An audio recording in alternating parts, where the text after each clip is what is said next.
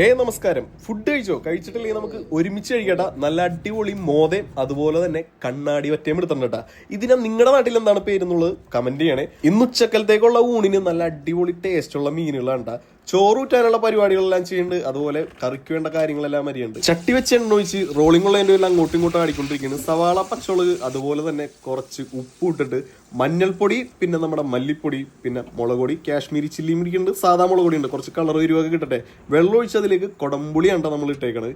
അതിനുശേഷം നല്ല ക്ലീൻ ആക്കി വെച്ചേക്കണം നമ്മുടെ മോദയും അതുപോലെ തന്നെ വറ്റയും ഇങ്ങനെ എണ്ണം പറഞ്ഞ് നമ്മുടെ ആ ഒരു ചാറിലേക്ക് ഇട്ട് കൊടുക്കട്ടെ.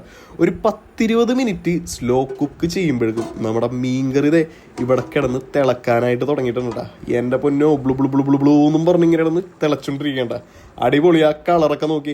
ആദ്യം തന്നെ നമ്മുടെ സ്രാങ്കിന് വേണ്ടിയിട്ട് നല്ലൊരു തലക്കഷ്ണം അങ്ങോട്ട് എടുത്തിട്ട് കുറച്ച് ചാറെല്ലാം ഒഴിച്ചിട്ട് കൊടുത്തിട്ട്, സ്രാങ്കിനാണ് ഏറ്റവും ആദ്യം നമ്മൾ കൊടുക്കുന്നത്. സ്രാങ്ക് കഴിച്ചുകൊണ്ടിരിക്കുന്നത്. അതിനുശേഷം നമ്മുടെ പണിക്കാർക്ക് കൊടുത്ത് ഊഞ്ഞാലിരുന്ന് ആടണ ഫീലാണ് ആ റോളിംഗ് ഉള്ളപ്പോൾ ബോട്ടിലിരിക്കാനായിട്ട്. ഇങ്ങനെ ആടിയൊക്കെ ഭക്ഷണം കഴിക്കാൻ അടിപൊളിയാണ്. കുറച്ച് ചാറും അതുപോലെ തന്നെ മീനും എല്ലാം എടുത്തിട്ട് നമ്മളും കഴിച്ചുകൊണ്ടിരിക്കേണ്ട നല്ല അടിപൊളി മോദക്കറിയും അതുപോലെ തന്നെ വറ്റക്കറിയും. വറ്റ തീർന്നോട്ടാ, വറ്റക്കാരനിടി.